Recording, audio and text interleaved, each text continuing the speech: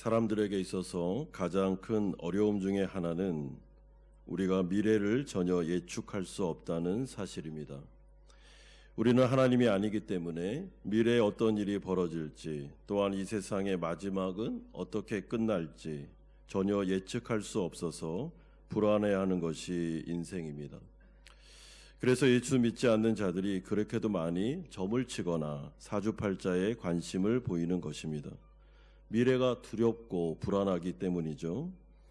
물론 예수 믿는 우리도 우리의 개인적인 미래가 어떻게 진행될지를 모르기 때문에 불안하고 두려울 때가 있습니다.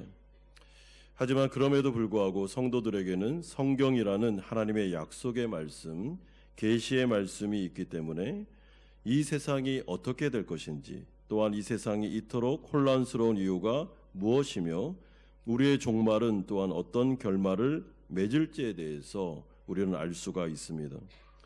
그러니까 세부적인 미래는 잘 모르지만 큰 틀 안에서의 미래와 종말을 알 수 있다는 것입니다. 그러니까 얼마나 감사한 일이겠습니까? 하나님 나라 백성들인 우리는 큰 그림 가운데 마지막 때를 알 수가 있으니 이제는 우리가 아는 자로 이 세상을, 현실을 살아갈 수가 있는 것입니다. 우리가 지금 금요일마다 계속해서 살펴보고 있는 이 요한계시록의 말씀은 이 세상의 현재와 미래에 대한 예언의 말씀이기도 하지만은 1세기 초대교회 성도들을 위로하고 격려하기 위해서 보낸 계시의 말씀이라는 것을 기억할 필요가 있습니다. 이들은 로마 황제와 권력자들을 통해 수많은 박해와 핍박을 받았던 자들입니다. 그래서 순교자들끼리까지 나올 정도로 1세기 초대교회 성도들은 극심한 어려움에 처해 있었습니다. 경제적으로나 사회적으로나 예수 믿는다는 이유로 억울한 일들까지 많이 당하고 있었습니다. 이에 하나님은 이들을 너무나도 사랑하셔서 초대교회 성도들과 또한 그 가운데 있는 교회를 위로하기를 원하셨기 때문에 현재의 어려움만을 극복해 주시겠다는 약속보다는 마지막 때에 있을 이 역전의 인내의 말씀을 주심으로 끝까지 믿음을 지키고 견디며 인내하기를 격려하고 계십니다. 여호와의 심판의 날이 임박했기 때문에 이 말씀을 통해서 우리의 현재를 바라보면서 믿음을 지켜야 된다. 끝까지 하나님을 의지하면서 믿음을 포기하지 말라라는 말씀이 이 요한계시록의 말씀에 포함되어 있습니다.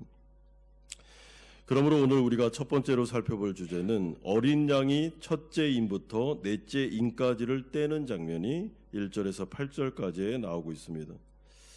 먼저 하나님은 오늘 본문 1절에서 8절까지에 기록된 첫째 인으로부터 넷째 인까지가 떼어가는 과정을 통해서 현재부터 예수님의 재림까지 이 세상에 임할 재앙에 대하여 미리 알려주고 계십니다.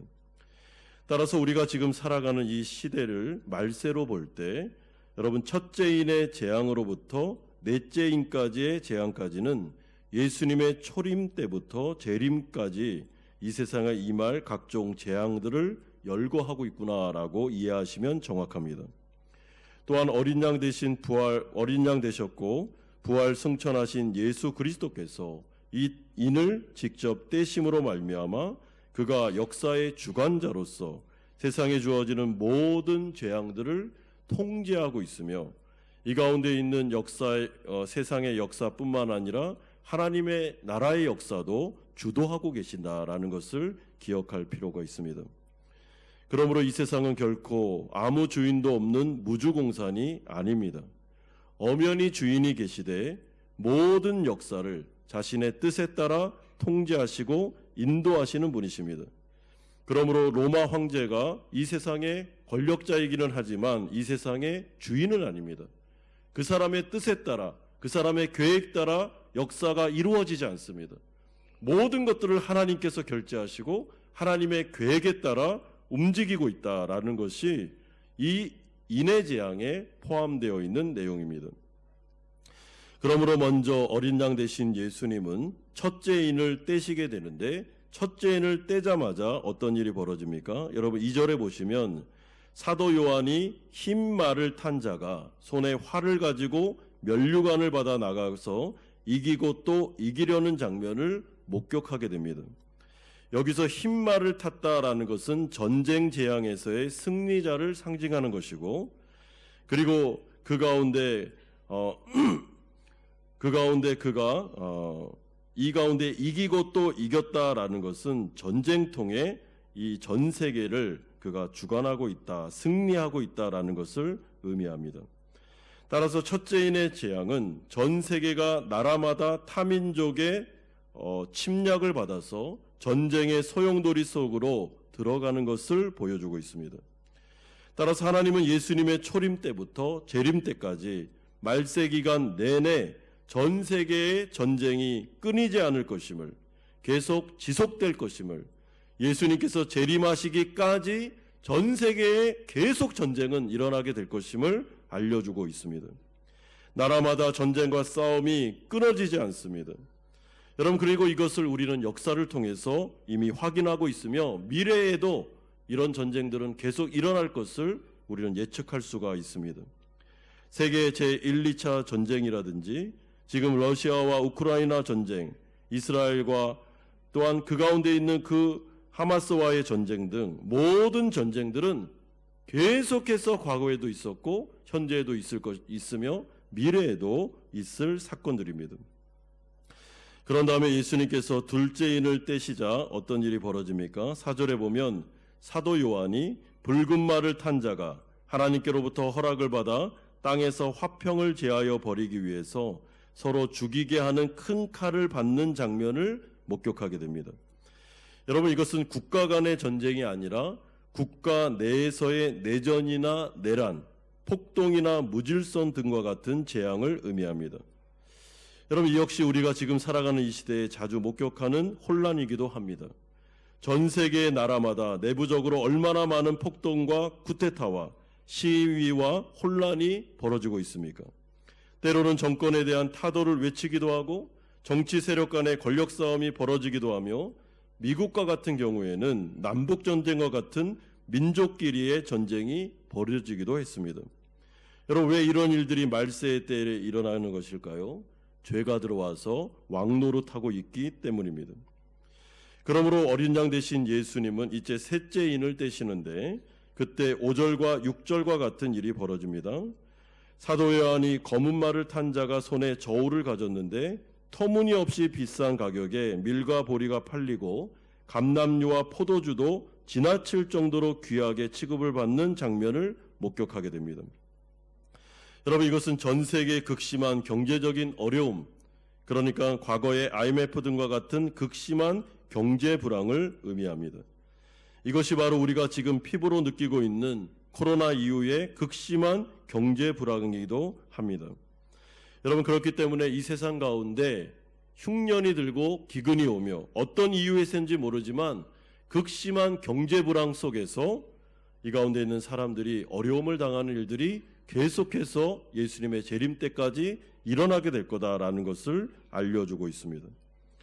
그런 다음 어린 양 되신 예수님이 넷째인을 떼시자 어떤 일이 벌어집니까? 8절에 보면 사도 요한이 청황색 말을 탄 자의 이름을 듣게 되는데 그 이름이 바로 사망으로서 음부가 그 길을 따르는 장면을 목격하게 됩니다.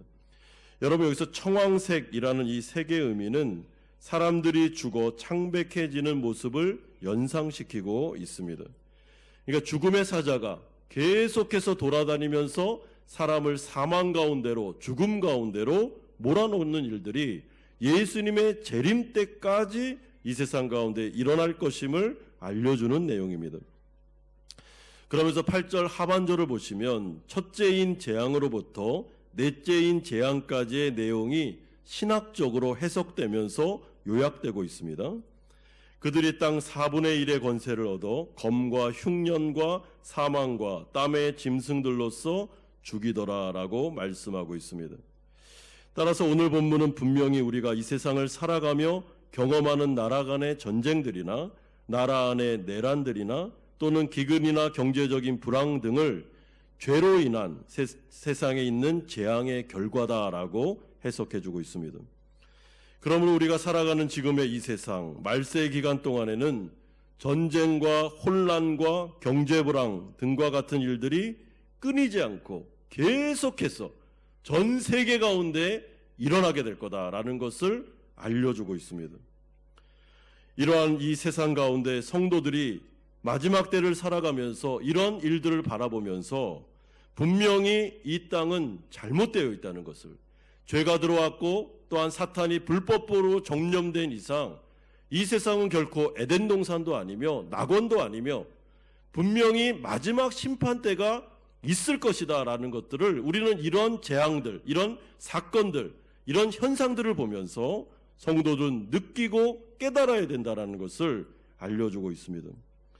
그러므로 절대로 신앙을 포기하지 말고 현재의 고난과 어려움을 이겨내면서 마지막 때까지 예수 그리스도를 믿는 믿음에서 벗어나지 말 것을 말씀해주고 있는 것입니다. 여러분, 이것이 바로 이 세상을 바라보는 기독교적인 세계관입니다.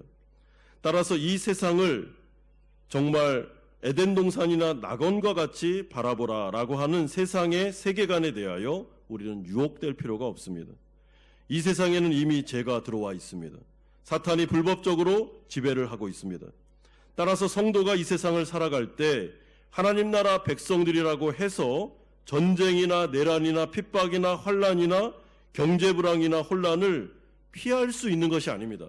그럼 우리도 동일하게 그런 어려움을 겪고 그리고 느끼면서 살아가는 것이죠. 우리도 이 세상 가운데 사건 사고를 겪을 수가 있습니다. 그러나 성도와 예수 믿지 않는 자들과의 차이점이 있는데 그것이 무엇인가 하면 이 모든 세상의 문제들이나 일들까지도 다 하나님께서 주관하고 계시다는 것을 우리는 믿기 때문에 그 안에서 우리가 하나님 앞에서 기도할 수 있으며 도움을 구할 수 있으며 피할 길을 하나님 앞에 간구할 수 있다라는 것을 말씀해 줍니다. 여러분, 이 모든 것들을 하나님이 주관하고 있습니다. 하나님의 역사, 하나님의 계획 안에 일어나는 사건들입니다. 하나님께서 결재하지 않으면 절대로 전쟁은 일어나지 않습니다. 하나님께서 허용하셨기 때문에 일어난 것이죠. 코로나도 마찬가지고 코로나 이후에 있었던 러시아 우크라이나 전쟁도 마찬가지고 지금 일어나고 있는 모든 내란들 그리고 이로 인한 어려움들, 그러면 이 모든 것들이 사실은 하나님께서 주관하에 일어나고 있는 것입니다. 그러므로 성도들은 하나님께서 역사를 주관하고 계시며 이 모든 것들을 통제하고 있다는 것을 알 때 물론 하나님의 주권입니다. 그럼에도 불구하고 우리는 기도할 수 있다는 것입니다. 여러분, 지금 전 세계 뉴스를 바라볼 때 기도할 거리가 얼마나 많은지 모릅니다. 곳곳에서 전쟁이 일어나고 있고 그리고 그 해로가 막혀서 그 가운데 있는 해적들이 나타나서 그 물류를 얼마나 힘들게 만들고 있는지, 만약에 그 부분이 어려워지면 어떻게 됩니까? 전 세계 경제가 또다시 마비 상태로 가는 일들이 벌어지게 되는 것이죠. 여러분, 이런 어려움을 일 때 예수 믿지 않는 자들에게만 어려움이 가는 게 아닙니다. 우리에게도 동일한 어려움이 그대로 올 수 있다는 것입니다. 그런데 이 가운데 예수 믿지 않는 자들은 이 모든 것들을 운으로 따지면서 점을 치고 사주팔자를 보면서 막연하게 이 문제가 해결되기를 원하지만 우리는 어떻게 할 수 있다는 것입니까? 하나님께서 모든 것들을 주관하고 계시기에 하나님께 나아가서 여러분, 이 전쟁이나 내란이나 아니면 여러 가지 경제 불황에 대해서도 물론 주도권을 하나님께서 잡고 계시지만 우리는 그 부분에 대해서 하나님께 기도할 수 있다는 것, 하나님께 부르짖을 수 있다는 것, 주님의 도우심을 구할 수 있다라고 말씀해 주고 있습니다. 그러므로 크게 두 번째로 순교자들의 호소가 9절에서 11절까지 나오고 있습니다. 어린 양 대신 예수 그리스도께서 다섯째 인을 떼시자 여러분 9절과 10절과 같은 일이 벌어집니다. 하나님의 말씀과 그들이 가진 증거로 말미암아 죽임을 당한 영혼들이 제단 아래에 있어 큰 소리로 불러 이르되 거룩하고 참되신 대주제여 땅에 거하는 자들을 심판하여 우리 피를 갚아주지 아니하시기를 어느 때까지 하시려 하나이까. 여러분, 이것은 순교자를 지칭하는 것입니다. 이들이 제단 아래에 있다는 것은 이들의 삶 자체, 순교 자체가 하나님께 드려진 귀한 제물이요 예배가 되었다는 것을 보여주고 있습니다. 여러분, 이들의 희생의 삶, 복음을 전하다가 그들의 목숨까지도 잃어버린 이 모든 삶은 하나님 앞에서 너무나도 귀하게 여기지면서 하나님께 바쳐진 예물, 하나님께 바쳐진 제사, 하나님께서 이들의 삶 자체를 예배로 받으셨다라는 것을 보여줍니다. 이것은 하나님 앞에 순교자들이 얼마나 존귀하게 취급을 받고 있으며 하나님의 존전 앞에서 이들의 영혼이 얼마나 귀한지, 하나님이 이들을 얼마나 귀하게 여기고 있는지를 우리에게 말씀하는 내용입니다. 복음과 하나님의 나라를 위하여 자신의 전 재산과 목숨까지도 희생한 자들이니 하나님이 얼마나 사랑하시고 기뻐하시고 천국에서 최고의 대우를 해주시지 않겠습니까? 하지만 그럼에도 불구하고 역으로 생각을 해보시면 우리가 순교자의 호소를 통해 확인할 수 있는 것이 하나 있는데, 그것은 이들이 이 세상에서 복음을 전하다가 핍박을 받았을 때 하나님께서 기적적인 방법으로 이들의 목숨을 살려주지 않았다는 사실입니다. 즉 이들은 우리가 기대하는 바대로 역전을 이 세상 가운데는 경험하지 못했습니다. 이 세상에서는 목숨을 잃었습니다. 제가 굳이 이 이야기를 하는 이유는 초대교회 성도들 가운데 순교자들이 드디어 나오기 시작하면서 시험에 지는 자들이 너무나도 많았기 때문입니다. 이들은 복음을 전하다가 핍박을 당하는 자신의 형제, 사랑하는 교육자를 위해서 기도했습니다. 하나님께서 이들을 구해주시기를, 이들의 목숨을 건져주시기를, 로마의 그 핍박자들로부터 이들을 감옥에서 해방시켜 주시기를 교회가 부르짖으면서 간절하게 하나님 앞에 기도했습니다. 그런데 어떤 일이 벌어졌습니까? 때로는 그 기도가 응답됨으로 핍박 중에 있는 복음 증거자들이 감옥에서 풀려나는 일도 있었지만, 때로는 그들의 간절한 기도가 응답되지 않는 것처럼 보임으로 말미암아 순교당하는 자신의 형제, 교육자들이 나타나기 시작했다는 것입니다. 그렇기 때문에 신앙이 어린 자들 가운데 하나님께서는 왜 기적적인 방법으로 복음 증거자들의 순교를 막아주시지 않는가? 왜 하나님은 고난과 어려움을 해결해 주시지 않는 거야? 라는 의문과 의심들을 갖는 자들이 생겨나기 시작했다는 것입니다. 이에 대해서 요한계시록을 통해서 하나님께서는 5번째 인을 딱 떼심으로 순교자들이 하나님의 제단 옆에 그 가운데 안식하고 있는 모습을 보여줌으로 말미암아 이들 가운데 있는 놀라운 하나님의 복이 죽음 이후에 그들에게 주어졌음을 말씀해 주므로 이들을 위로하기를 원하고 계십니다. 그럼에도 불구하고 이 모든 순교자들의 목숨까지도 하나님의 주권하에 있으며 그 기도가 응답되고 또한 응답되지 않는 것처럼 보이는 모든 순간까지도 하나님의 주권, 하나님의 허락하심, 하나님의 계획하심에 따라 이 일들이 이루어지고 있음을 요한계시록은 계속해서 반복적으로 강조하고 있습니다. 하나님께서는 어떤 복음 증거자들에게 대해서는 기적적인 방법으로 목숨을 구해 주실 수 있습니다. 하지만 어떤 경우는 순교를 허락하실 때도 있습니다. 여러분, 그렇다면 왜 그렇게 하시는 거겠습니까? 여러분, 그 부분에 대해서 우리 잘 모릅니다. 하나님의 주권이기 때문에 그렇습니다. 하지만 그럼에도 불구하고 오늘 본문이 우리에게 들려주는 놀라운 위로의 메시지는 순교를 당한 자들의 상급이 우리가 생각하는 것보다 훨씬 더 상상을 초월할 정도로 너무나도 대단하다라는 것을 알려줍니다. 여러분, 그렇기 때문에 기도를 통해서 이들이 순교에서 모면되는 것보다도 사실은 순교의 길을 간 그들이 하나님의 나라에서 엄청난 귀한 대접을 받고 있는 것을 우리에게 말씀해 주면서 이들을 위로하려고 하고 있습니다. 따라서 하나님은 11절을 통해 순교자들의 호소에 응답하십니다. 각각 그들에게 흰 두루마기를 주시며 이르시되 아직 잠시 동안 쉬되 그들의 동무종들과 형제들도 자기처럼 죽임을 당하여 그 수가 차기까지 하라 하시더라. 이것은 영원한 안식 가운데 아름다운 승리자로서 새하늘과 새 땅과 새로운 창조가 이루어질 때까지 너희들은 이제 편히 쉬면서 안식을 누려라 라는 말씀입니다.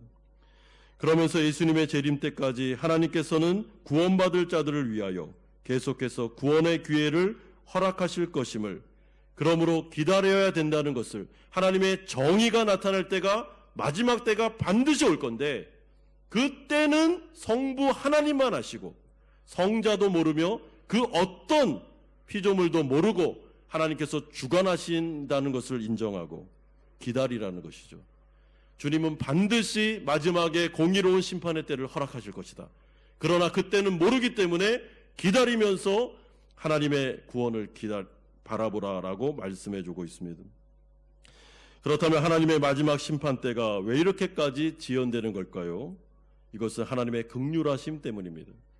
하나님께서는 아직도 구원받을 사람들이 있기 때문에 지금 당장이라도 소돔과 고모라와 같은 여호와의 심판이 내려도 괜찮은 시기지만 그럼에도 불구하고 구원받을 한 명의 영혼들이라도 있기 때문에 주님은 이 시기를 늦추고 계십니다. 따라서 우리가 성도로서 이 시기를 살아가면서 기억하며 기도해야 될 주제가 무엇입니까? 여러분, 하나님의 마지막 심판 때가 오므로 말미암아 구원의 문이 닫히면 그때부터는 기회가 없습니다. 그때부터는 긍휼 없는 심판이 임하게 됩니다. 하나님의 공의, 하나님의 정의로운 심판이 임하게 되는 것입니다. 여러분, 행한 대로 갚아줍니다. 그 전에는 은혜가 왕노릇하기 때문에 기회가 있습니다. 행한 대로 갚지 아니하고 예수 그리스도의 십자가의 보혈을 의지하면 누구나 다 구원받을 수 있습니다. 지금은 은혜 때고 기회 때입니다. 그러나 마지막 심판의 때가 오면, 구원의 문이 닫히면 그때부터는 행한 대로 갚아주는 역사가 일어나게 됩니다. 그렇기 때문에 이 기회를 놓치지 말고 하나님의 때가 더디 오는 것처럼 생각하지 말고 우리는 경성하여 신앙을 지킬 뿐만 아니라 거룩을 지킬 뿐만 아니라 죽어가는 영혼들에 대해서는, 우리의 가족이나 친지나 이웃들에 대해서는 이 문이 언제 닫힐지 모르기 때문에, 순교자들의 피가 지금 채워지고 있기 때문에 이 부분에 대해서는 우리가 간절하게 기도하면서 문이 닫히기 전에 그들이 구원받고 영생을 누릴 수 있도록 기도해야 된다는 것이죠. 그러므로 요한계시록을 받아보고 있는 초대교회 성도들에게 순교자들에 대해서는 너희들이 시험에 들 이유가 전혀 없다는 것입니다. 이들은 지금 엄청난, 이들보다 훨씬 유리한 위치에 있다고 말씀합니다. 그러므로 그들에게 너희들의 신앙을 걱정하고, 또한 지금 예수 믿지 않는 자들에 대해서 심각하게 생각하면서 오히려 그들을 위해서 기도해야 된다라고 말씀해주고 있습니다. 그러므로 마지막 세 번째로 이제 어린 양께서 여섯째 인을 떼시는 장면이 12절에서 17절까지에 나오고 있습니다. 여러분, 어린 양 대신 예수가 여섯째 인을 떼시자 어떤 일이 벌어지고 있습니까? 첫째 인부터 넷째 인까지의 재앙과는 차원이 다른 온 천지가 무너지는 재앙이 드디어 나타나기 시작합니다. 12절에 보십시오. 내가 보니 여섯째 인을 떼실 때에 큰 지진이 나며 해가 검은 털로 짠 상복같이 검어지고 달은 온통 피같이 되며 하늘의 별들이 무화과 나무가 대풍에 흔들려 설익은 열매가 떨어지는 것 같이 땅에 떨어지며 하늘은 두루마리가 말리는 것 같이 떠나가고 각 산과 섬이 제 자리에서 옮겨지매. 여러분, 이것은 이 세상에 존재하는 전쟁이나 내란이나 경제 불황 정도가 아니라 창조 세계 자체가 흔들리는 엄청난 재앙을 말해주고 있습니다. 여기서 말하는 큰 지진이라는 것은 땅 자체가 막 흔들리는 겁니다. 여러분, 지역적으로 어떤 지역이 이렇게 지진이 일어나는 것을 말하는 게 아니고, 이거는 온 세상에 있는 지금 지구라는 땅 자체가 막 흔들리는 것을 말씀해주고 있습니다. 해가 검어지고 달이 피처럼 변하고 별들이 우수수 떨어진다는 것은 하늘과 땅의 심각한 붕괴를 의미하는 것입니다. 따라서 이러한 여섯째 재앙이 보여주는 것이 무엇입니까? 그것은 이 세상이 결코 영원한 세상이 아니라는 것을 우리에게 말씀해주는 강력한 메시지입니다. 마치 이 세상은 재건축을 기다리는 아파트 건물과 같습니다. 이 세상도 마지막 때가 되면 하나님께서 모든 것을 완전히 다 허물어 버리신 다음에 새 창조, 재창조를 이루는 것임을 예언하고 계십니다. 그러니 마치 이 세상이 영원할 거라고 착각하고 이 세상의 모든 것을 다 투자하며 살았던 자들, 하나님의 나라를 무시하고 하나님의 말씀을 업신여기면서 요한계시록의 말씀을 들려줌에도 불구하고 그런 건 없어. 이 세상이 전부야. 그러니까 우리는 이 세상의 모든 걸 다 투자해야 돼 라고 말했는데, 웬걸 이 세상은 재건축을 앞둔 아파트처럼, 여러분, 재건축, 무너질 아파트에 투자한 것과 같이, 무너지는 땅에 투자한 것 같이, 그런 것도 모르는 사이에 이 세상에 투자한 자들은 나중에 완전한 낭패를 당하게 될 것임을 말씀합니다. 그러므로 이들이 당할 결말이 15절에서 16절에 주어지고 있습니다. 땅의 임금들과 왕족들과 장군들과 부자들과 강한 자들과 모든 종과 자유인이 굴과 산들의 바위 틈에 숨어 산들과 바위에게 말하되 우리 위에 떨어져 보좌에 앉으신 이의 얼굴에서와 그 어린 양의 진노에서 우리를 가리라. 땅의 임금들과 왕족, 장군, 부자, 강한 자들이 누굽니까? 자신의 힘으로 여태까지 있었던 모든 재앙들을 이겼던 자들입니다. 하나님이 필요 없었던 자들이죠.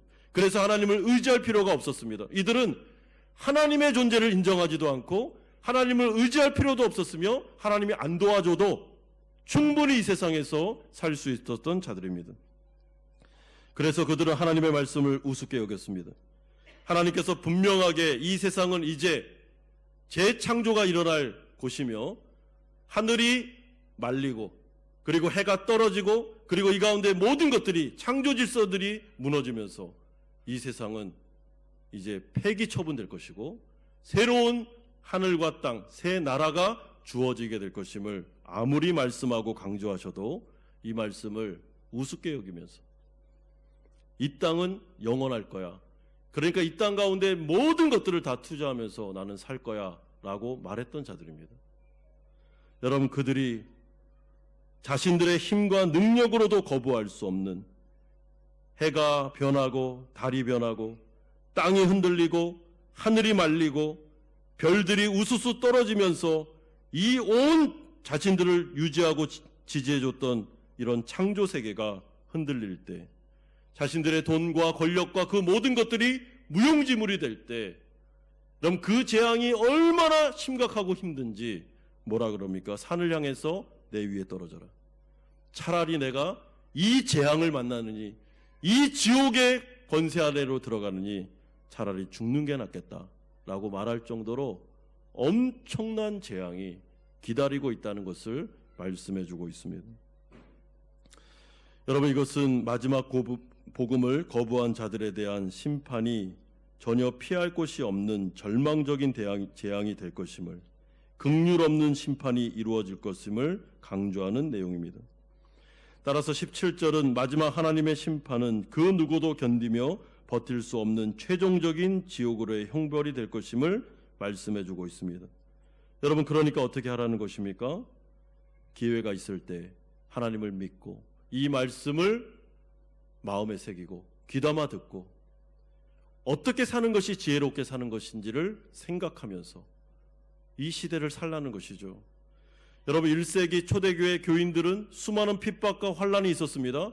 그럼에도 불구하고 우리가 살아가는 이 창조 질서가 이제는 마지막 심판대가 있다는 것을 기억하고 미리 그 심판을 끌고 와서 지금 현재 가운데 아무리 어려움과 고난이 온다 할지라도 신앙을 절대로 포기하지 말고 이 신앙이라는 것이 목숨보다 귀하다는 것을 생각하면서 절대로 배교하지 말고 로마 황제에게 무릎 꿇지 말고 신앙을 끝까지 지키면서 나아가라고, 그리고 순교를 당한다 할지라도 순교를 영광으로 하려고, 내가 하나님의 나라를 위해서 내 목숨을 드렸다는 것에 대해서 하나님의 나라가 임했을 때 가장 귀한 존재로 내가 대우받을 것을 생각하면서 현재 순교까지도 받아들이고 하나님 앞에서 이 신앙을 지키면서 걸어가라라고 말씀해주고 있습니다.